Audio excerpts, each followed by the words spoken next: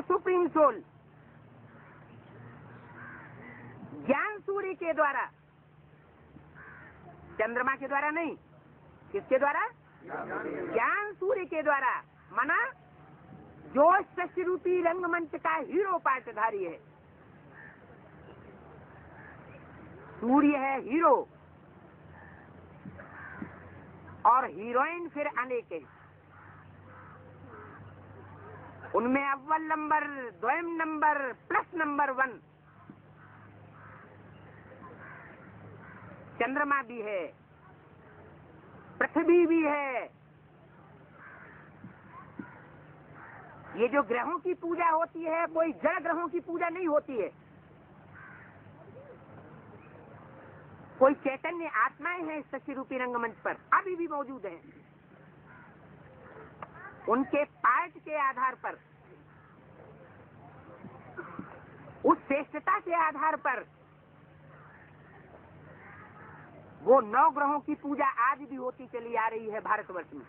कोई भी अनुष्ठान करेंगे,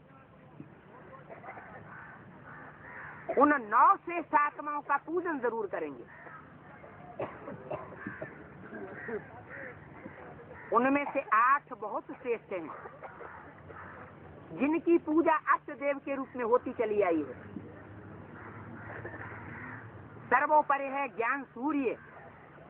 जैसे गीता में लिखा हुआ है, यह ज्ञान सबसे पहले मैंने किसको दिया? सूर्य को दिया। तो वो ज्ञान सूर्य कोई और नहीं होता। देव देव महादेव जिसे कहा जाता है, वो त्रिनेत्री शिव ही ज्ञान सूर्य के रूप में भारत देश के पूर्वी इलाके से, कलकत्ते से प्रत्यक्ष होता है, जहां से नई सृष्टि का बीजारोपण होता है। आज से 60-65 वर्ष पूर्व उस ज्ञान सूर्य आदम एडम आदि देव के द्वारा, प्रजापति ब्रह्मा के द्वारा परमात्मा शिव निराकार ज्योति ने आकर के वो ज्ञान का बीजारोपण किया, जिससे नई ब्राह्मण शक्ति की उत्पत्ति हुई। वो स्थान यही कलकत्ता है।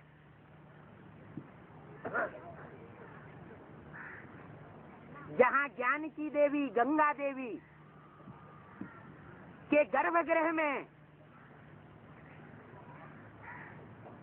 वो कपिल मुनि कहो, आदिदेव कहो, आदिनाथ कहो, आज भी गंगा सागर में मूर्ति के रूप में विराजमान है। इस रहस्य को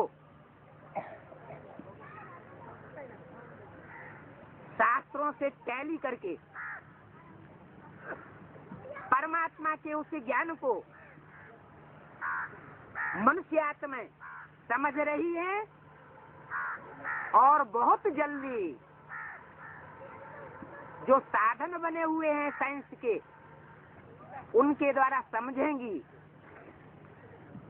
और लास्ट में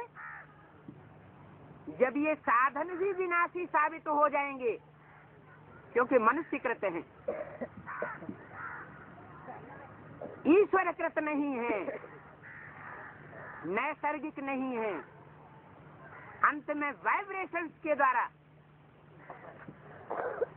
मनसा की एकाग्रता के द्वारा इस मानवीय सृष्टि का एक एक मनुष्य उस सुप्रीम सोल बाप को पहचान लेगा। लेकिन ये ज्ञान का सवेरा जब हर मनुष्य आत्मा जागृत हो जाए, उसे लाने के लिए प्रयत्नशील बनेगी। बूंद बूंद से घट भरता है। जो गायन है, हरेक मनुष्य आत्मा रूपी बिंदु जब उस सुप्रीम सोल बाप को पहचानेगा, चाहे नास्तिक से नास्तिक ही क्यों न हो, एटॉमिक एनर्जी, हर हर बम बम का जो प्रैक्टिकल नारा है, वो ऐसी क्रांति है जो सारे सृष्टि पर जब बर्पा होती है तो नास्तिक मनुष्यात्मा को भी मानना पड़ता है कि कोई अजूबा शक्ति, जिसे सर्वशक्तिमान कहा जाता है, शक्तिमान भी नहीं, सर्वशक्तिमान कहा जाता है, वो इस सृष्टि पर कंट्रोल करने के लिए आया हुआ है। हमारे अंदर ये पावर नहीं है कि हम अपने द्वारा, अपने हाथों से बनाई हुई चीज, एटॉमिक एनर्जी का निर्माण जिसे हमने किया है, उसका हम विस्फोट कर सके। उनमें ताकत नहीं है। उसकी भी प्रेरणा देने के लिए उस सुप्रीम सोल को उस ज्ञान सूर्य में प्रवेश करना पड़ता है। ये बहुत कठिन कार्य है, जिससे सब अधर्मियों का विनाश होता है, सब आतताइयों का नाश हो जाता है और एक सद्धर्म की स्थापना हो जाती है। अनेक राज्यों का विनाश होता है, चाहे वो कोई संसार की महान से महान महाशक्ति ही क्यों न हो।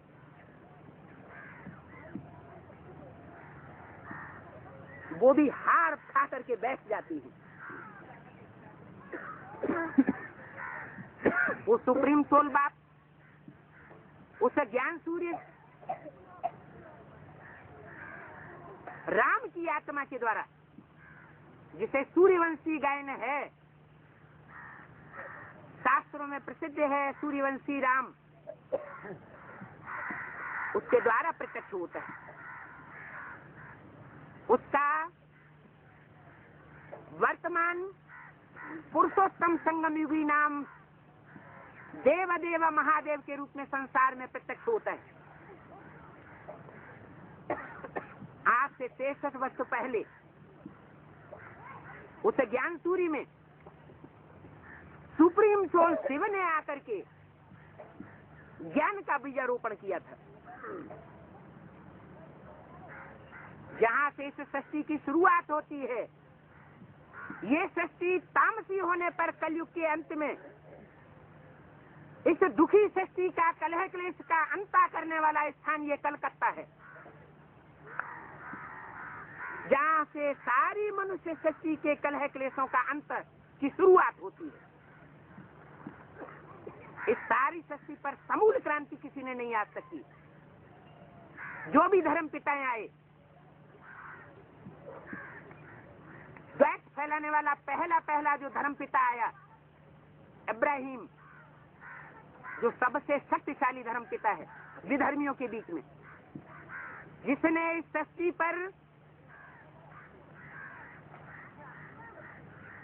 ज्यादा से ज्यादा देशों में राजाई स्थापन कर ली, लेकिन सारी दुनिया पर राजाई स्थापन नहीं की। अंतिम 100 वर्षों में, कलयुग के अंतिम 100 वर्षों में वो भी हार खा करके बैठ जाते हैं। इस्लाम धर्म के फॉलोअर्स और इब्राहिम की सोल और क्रिश्चियंस का बोलवाला है 100 वर्ष के अंतिम वर्षों में ये माया का पंप एंड शो ऐसी पोप लीला फैलाता है, नाम ही है, तो उस पोप लीला के द्वारा सारी मनुष्य शक्ति चमत्कृत हो जाती है। ये मानवीय धर्म की ऊंचाई हर मनुष्य के मस्तिष्क में बैठ जाती है कि परमात्मा कुछ भी नहीं, यही सर्वोपरि शक्ति है जो मनुष्य के हाथ में कंट्रोल कर ली गई है। शास्त्रों में लिखा हुआ है, पृथ्वी जल वायु अग्नि आदि देवताएं, 5 तत्व रूपी जो चैतन्य देवताएं इस मनुष्य सृष्टि पर कोई मानवीय रूप में अभी भी हैं, पहचानने की बात है। उनको रावण ने अपनी चारपाई से बांध करके रखा हुआ था। एक उंगली का बटन दबाता था और चारों तरफ रोशनी ही रोशनी। एक उंगली के इशारे से हवा, पानी, अग्नि अपना कार्य करने के लिए मजबूर हो जाती थी। लेकिन ये 5 तत्वों की शक्ति है, सर्वोपरि शक्ति नहीं है। ये प्रकृति के 5 जड़ तत्वों को कंट्रोल करना, ये मनुष्यों का काम तो हो सकता है। मनुष्य गुरुओं के द्वारा सिखाई हुई जो पावर है ज्ञान की, उसका काम हो सकता है, लेकिन ये सुप्रीम सोल का काम नहीं है। सुप्रीम सोल वह पढ़ाई आकर के पढ़ाता है जिससे इस संसार में वो जगत का गुरु प्रैक्टिकल में साबित होता है। वो जगत गुरु सिर्फ टाइटल मात्र रखवाते हैं। सारा जगत तो क्या, भारतवर्ष के लोग भी उनको नहीं मानते। तो सारा जगत तो 500-600 मनुष्य शक्ति की जो मनुष्य आत्माएं हैं, उनके गुरु वो कैसे कहे जा सकते हैं? गुरु के सामने तो माथा झुकाना पड़े। बुद्धि को त्राहिमाम साष्टांग 8 अंगों सहित सरेंडर कर देना पड़े। बुद्धि को झुकाना पड़े। वो सुप्रीम सोल बाप ज्ञान सूर्य देवदेव महादेव आदिदेव के द्वारा वो कार्य कराता है जो दुनिया के कोई भी विधर्मी धर्म पिताएं नहीं कर सके, मनुष्य धर्म पिताएं नहीं कर सके। उन्होंने आकर के अपने अपने धर्म की धारणाएं सिखाई अधूरी,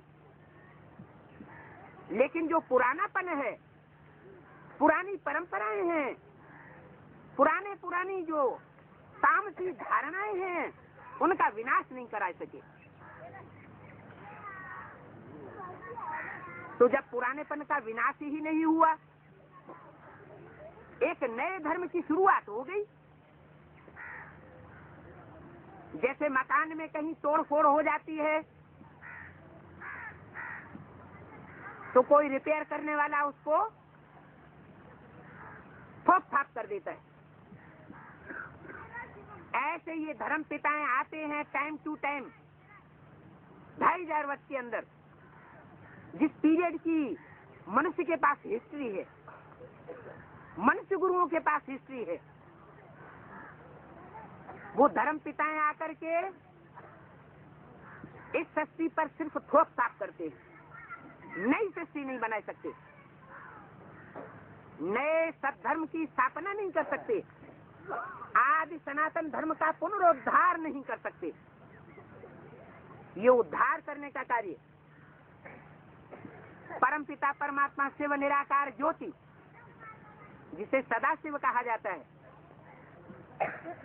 वही आकर के ज्ञान सूर्य के द्वारा इस सृष्टि पर वो कार्य कराता है। अनेक अधर्मों का विनाश, अनेक असत राज्यों का विनाश। ये असत राज्य, असत धर्म संसार में दुख की शुरुआत करते हैं। इनका नारा है अज्ञान कायम रहेगा, अंधेरा कायम रहेगा। ये आत्मा और आत्मा का बाप परमपिता परमात्मा शिव को पहचानने नहीं देते, ऐसी माया का पंप एंड फैलाते हैं। शो, ये अल्पकाल का शो है। अगर अल्पकाल का शो नहीं होता तो अटलांटिक महासागर में जो बरमूला ट्रेंगल है, उसमें जाने से वैज्ञानिक क्यों घबराते हैं? उसको रहस्य को क्यों नहीं समझ पाते? इस रहस्य को बताने वाली शक्ति सुप्रीम सोल है। ये आदर्श शक्ति है। भूत प्रेतों को वैज्ञानिक लोग नहीं जान सकते, उनकी शक्ति को नहीं जान सकते। भारतीय मनीषी अब भी ऐसे तांत्रिक हैं जो उन प्रेतात्माओं को कंट्रोल कर लेते हैं। ये 3rd क्लास मैली विद्या भारत में मानी जाती है। गीता में लिखा है, भूत प्रेतों की पूजा करने वाले भूत योनि में जाकर के जन्म लेते हैं, देवताओं की पूजा करने वाले देव योनि में जाकर के जन्म लेते हैं, और मेरी उपासना करने वाला मेरे को प्राप्त होता है। माने सुप्रीम सोल के जो नजदीक बैठे, उप आसना, उप माना नजदीक, आसन माने आसन मार करके बैठे मन बुद्धि से, तो वो है देव देव महादेव शिव, इस ह्यूमैनिटी का पिता आदि देव।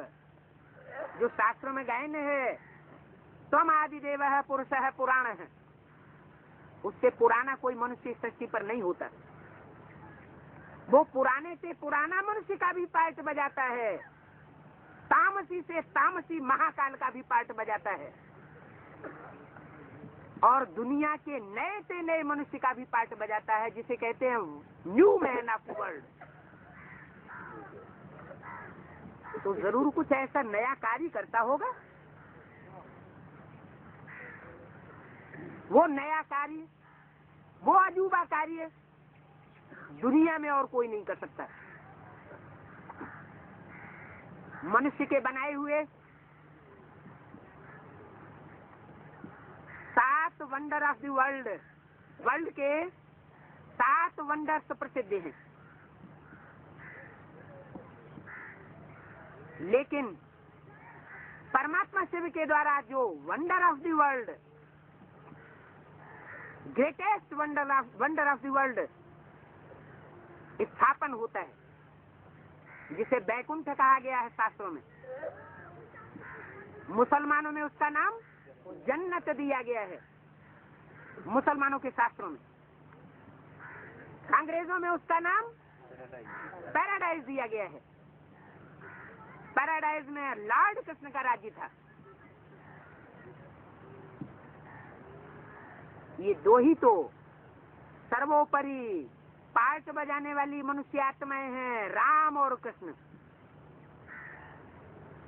इसलिए बाबा ने बोला है, राम बाप को कहा जाता है, कृष्ण उसका बच्चा है। नई सृष्टि की सात्विक से सात्विक पहले पत्ते का पार्ट बजाने वाली शेष आत्मा कृष्ण है। बाप बच्चे के द्वारा प्रत्यक्ष होते हैं, और बच्चा जब समझदार हो जाता है तो बाप को प्रत्यक्ष करता है। इसलिए गायन है, सन सोज फादर, फादर सोज सन।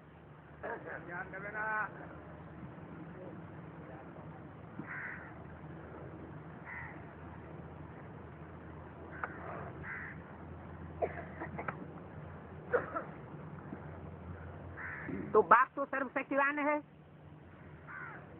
वो सर्वशक्तिवान बाप आकर के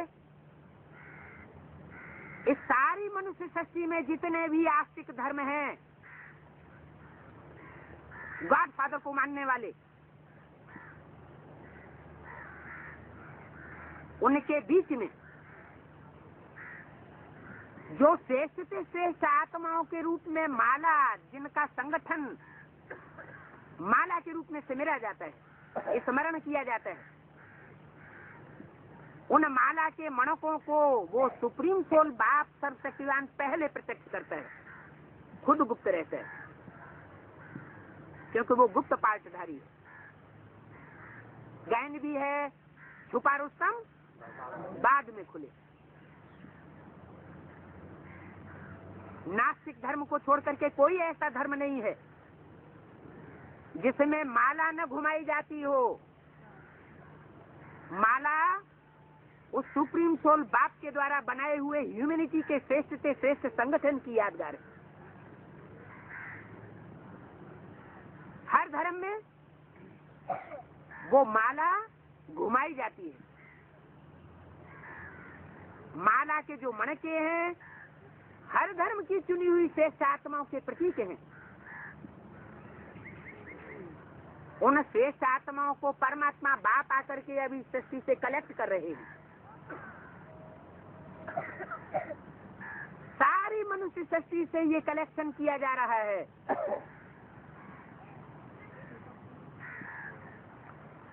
जो तीव्रतम साधन है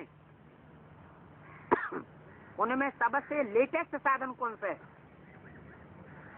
अभी मनुष्य सृष्टि पर? कंप्यूटर। उस कंप्यूटर में इंटरनेट एक ऐसा साधन है कि जब वो अपनी पूरी मशीनरी को प्राप्त कर लेगा, टीवी से कनेक्ट हो जाएगा, तो बड़ी तीव्रता से वो 108 सितारे जो संसार के सर्वोपरि सितारे हैं, ज्ञान की चमक मारने वाले, वो प्रत्यक्ष हो जाएंगे।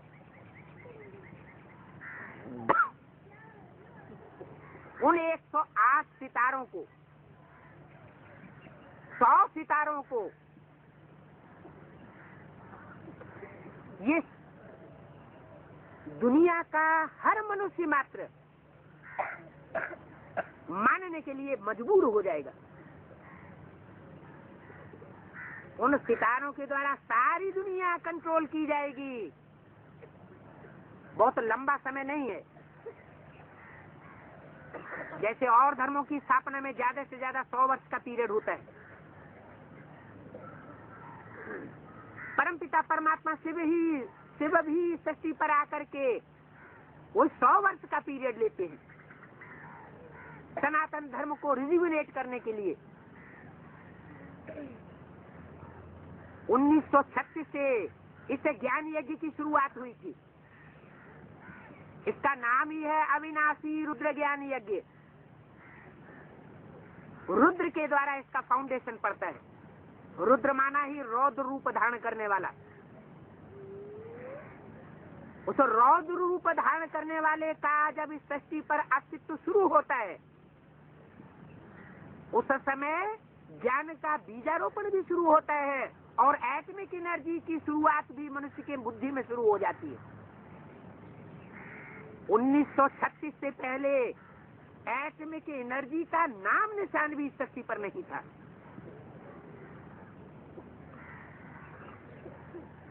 नौ 10 वर्षों के अंदर पहली बार एटमिक एनर्जी का वो सैंपल विस्फोट किया गया हिरोशिमा और नागासाकी के ऊपर। वो पहला विस्फोट था। बहुत छोटा सा रूप था। 20-20 मेगावाट मात्र की 2 बम्बियां थीं, जो द्वितीय विश्व युद्ध में प्रयोग की गई। अभी 100 वर्ष पूरे नहीं हुए हैं। दुनिया में 2 विश्व युद्ध हो चुके, तो क्या तीसरा विश्व युद्ध नहीं हो सकता? हो सकता है। और अगर तीसरा विश्व युद्ध छिड़ गया, एक बार किसी देश ने जिसके पास एटमिक एनर्जी है उसने प्रयोग कर दिया, तो दूसरे देश चुप नहीं बैठेंगे, विश्व युद्ध की घोषणा हो जाएगी। लेकिन मनुष्यों को पता नहीं है। ये इतने लंबे समय तक सन 45 के बाद अभी 99 2000 होने जा रहा है। दुनिया के बड़े बड़े ज्योतिषियों ने 300-400 वर्ष पहले से ही 2000 के लिए घोषणा की हुई है, लास्ट विश्व युद्ध की। वो लास्ट विश्व युद्ध है, उसकी भी 2 खेपें हैं। पहला चरण तृतीय विश्व युद्ध कहा जाए, जो भारत और भारत के आसपास के देशों में लड़ा जाना है। ये एटॉमिक विस्फोट का युद्ध नहीं होगा। ये भारत के अंदर जो अनेकता फैलाई हुई है विधर्मियों ने, विदेशियों ने, उस अनेकता को समाप्त करके एकता में स्थापन करने के लिए ये युद्ध होगा, जिसका नाम शास्त्रों में पड़ा हुआ है महाभारी महाभारत गृह युद्ध। घर गृहस्थ के अंदर की लड़ाई है। भारत के ही दो भाइयों की लड़ाई है। कौन कौन से? कौरव और पांडव। पांडवों की संख्या 5 उंगलियों पर गिने जाने योग्य संख्या है, बहुत थोड़ी। और कौरव कितने दिखाए गए हैं? 100 कौरवों के द्वारा। माना सिर्फ 100 ही नहीं है, 100 तो आतताई मन के हैं, हर रावण की माला के। उन चैतन्य माणकों के द्वारा वो महाभारी महाभारत गृह युद्ध का उद्घोष होता है।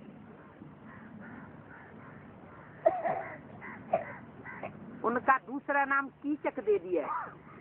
उनकी संख्या भी 100 दिखाई गई। कीचक माना डर्टी ब्रूट्स, जो लंपट का पार्ट बजाते हैं। पराई स्त्री, पराई कन्याओं माताओं के ऊपर दृष्टि युद्ध का विस्फोट करके उनको व्यभिचारी वेश्या बनाते हैं। आज भी भारत से कन्याएं जा रही हैं विदेशों में, खरीद करके ले जाते हैं। उनसे वेश्यावृत्ति कराई जा रही है। भारत की सरकार हाथ पर हाथ धरे बैठी हुई है। जो भारत की सर्वोपरि शक्ति है, प्योरिटी, जिस भारतीय परंपरा में आज भी प्रति परिवार में कन्याओं की कितनी सुरक्षा की जाती है।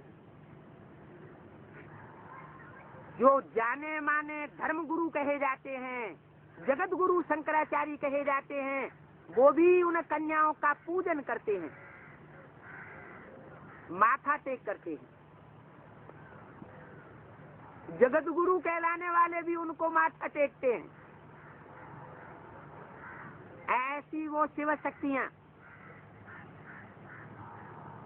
भारत में ये परंपरा से भरी पूरी रही हैं कि उनकी प्योरिटी के ऊपर विशेष बल दिया जाता रहा। आज भारत की सरकार ऐसी नपुंसक हो गई है कि उन ह्यूमन गौओं की रक्षा नहीं कर सकती। इसलिए उस कृष्ण की सोल को, गोपाल कन्हैया कृष्ण को इस कश्ती पर प्रत्यक्ष होना पड़ता है।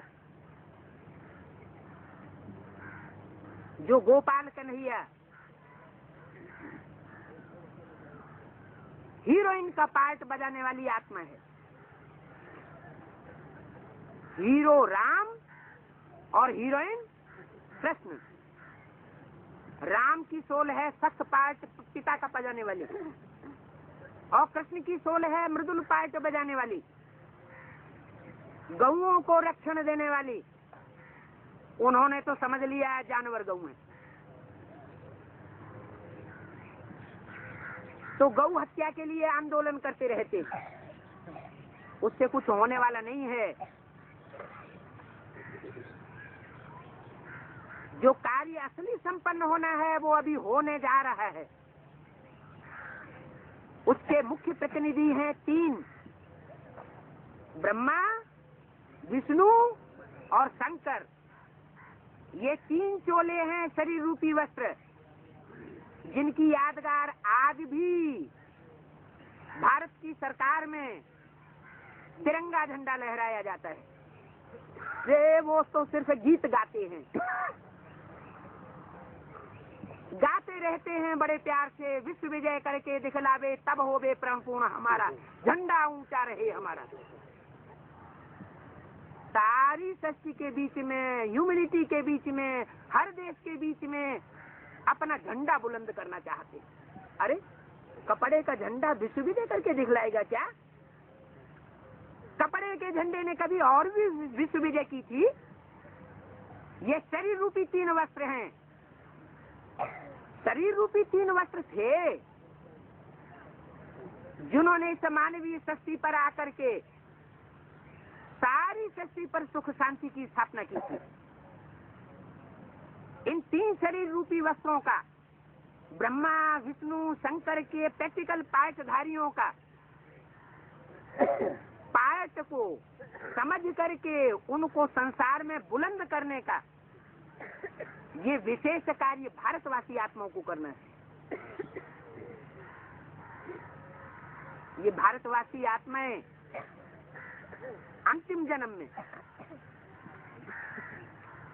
हर धर्म से चुनी गई हैं और भारत में अभी संगठित होकर के गुप्त रूप में पांडव का पार्ट बजाए रही है। पांडव गुप्त होकर के घूमते थे, उन्होंने लंबे समय तक गुप्तवास किया। कहाँ? कामपिल्य नगर, कपिल मुनि की स्थापना की हुई वो कामपिल्य नगर नगरी आज भी शास्त्रों में विख्यात है। वर्षों से ये गुप्त कार्य पांडवों का वहां चल रहा है। जब वो परिपक्वता को पहुंचता है तो कलकत्ते से आकर के उसकी प्रत्यक्षता की शुरुआत होती है। ज्ञान सूर्य वो कपिल मुनि ही इस सृष्टि पर पहला पदार्पण करके कलकत्ते से उस कार्य की शुरुआत करता है। कार्य की शुरुआत होती है तो जो मनीषी शक्तियां हैं, 3 देवताएं ही मनीषी नहीं हैं, 3 शक्तियां भी हैं विशेष, जिनका नाम पड़ता है गायत्री। कौन सा मंत्र है जो भारत का प्रसिद्ध मंत्र है? गायत्री मंत्र। तो उन 3 देवियों ने कोई विशेष कार्य किया होगा। उन 3 देवियों को 3 नदियों के रूप में आज भी माना जाता है, गंगा, यमुना और सरस्वती। उनमें गंगा सर्वोपरि मानी गई है। ज्ञान गंगा का अवतरण जब होता है तो सारी सृष्टि पर वो ज्ञान की बौछार के द्वारा वो पवित्रता का वाइब्रेशन फैलाने में सहयोगी बन जाती है। किसकी सहयोगी बनती है? सहयोगी बनती है जिसम के चरणों में वास करती है। लेकिन मानवीय सृष्टि का कल्याण करने में सहयोगी नहीं बनती। सहयोगी कब बनती है? जब ज्ञान गंगा विष्णु के चरणों से निकलकर शंकर के मस्तिष्क में प्रवेश कर जाती है। चित्रों में जटाओं में कन्या का रूप दिखाया गया है, तो भी लोग नहीं समझ सकते हैं कि वो गंगा जड़ रही होगी या चैतन्य रही होगी, वो सरस्वती जड़ रही होगी या चैतन्य रही होगी, वो यमुना नदी जड़ रही होगी जो सूर्य पुत्री कही जाती है, वो यमुना नदी चैतन्य रही होगी। बड़े बड़े मनीषी विद्वान इन रहस्यों को समझ नहीं सकते क्योंकि गायन है, क्या समझे कवि या समझे रवि। वो ज्ञान सूर्य परमात्मा ही सृष्टि पर जब ज्ञान सूर्य के द्वारा प्रत्यक्ष होता है तभी जो प्राचीन प्राचीन मनीषी कवि हुए हैं, उनके द्वारा की हुई कविता जो रहस्यमयी कविता है, अलंकारिक कविता है, प्रतीकात्मक कविता है, उस कविता के रहस्यों का उद्घाटन होता है। वो ज्ञान सूर्य के द्वारा ही उद्घाटन होता है। भिखारी मनुष्य उन रहस्यों का उद्घाटन नहीं कर सकता। तो वो ज्ञान सूर्य शिव इस सृष्टि पर आ चुका, आकर के अपना कार्य कर रहा है। जिन आत्माओं के बीच में उसकी प्रत्यक्षता हो रही है, वो आत्माएं बड़ी महान हैं, बहुत श्रेष्ठ भाग्यशाली आत्माएं हैं। उनको, जिनको अपना भाग्य का इतना नशा चढ़ा हुआ है कि उनके पास इतना धन भी नहीं है, इतने तन की स्वास्थ्य की शक्ति भी नहीं है। बूढ़ी बूढ़ी अबला माताएं हैं, संख्या में जास्ती वृद्धि उनकी दिखाई देती है। ऐसी अबला कन्याओं के द्वारा, माताओं के द्वारा, बांधेलियों के द्वारा वो परमात्मा शिव आकर के आधार कार्य कराता है, शक्तियों के रूप में प्रत्यक्ष करता है।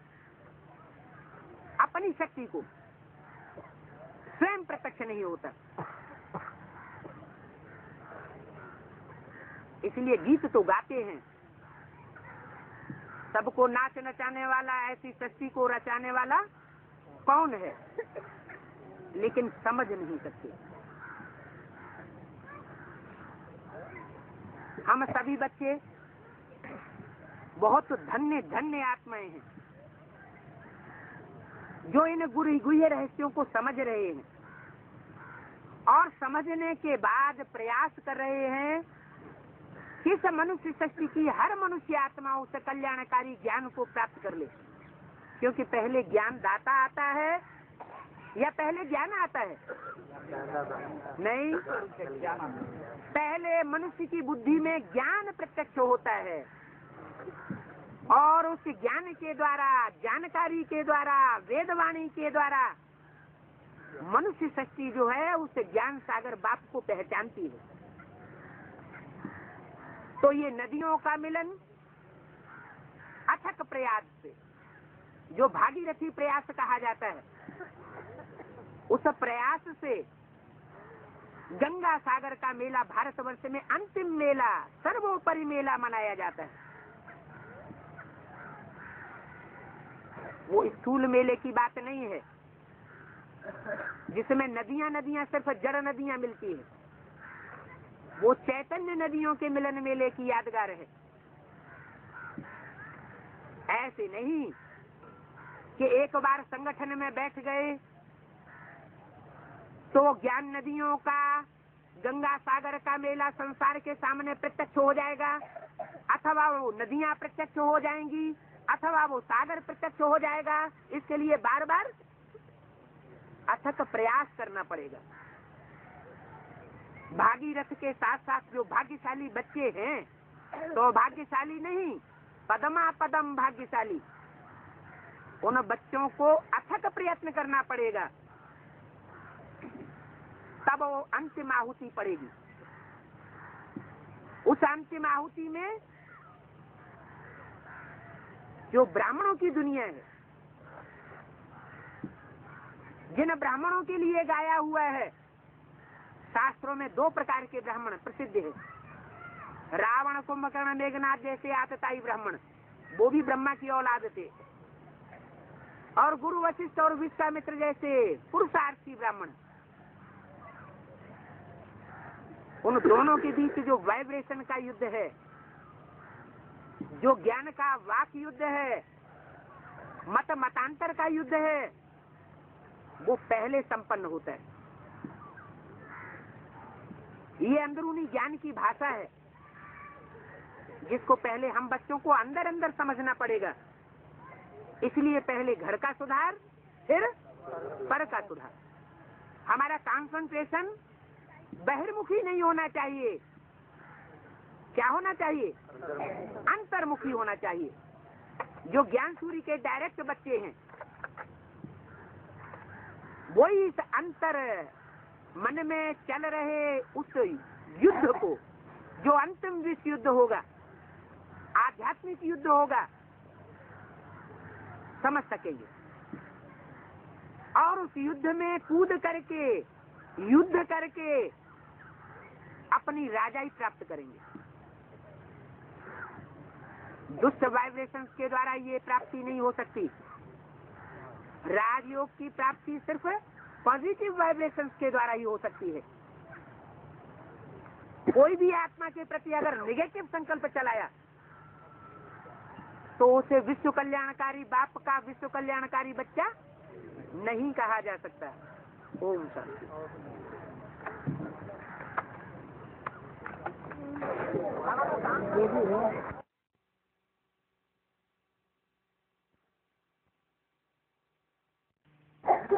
वो सभी पे है।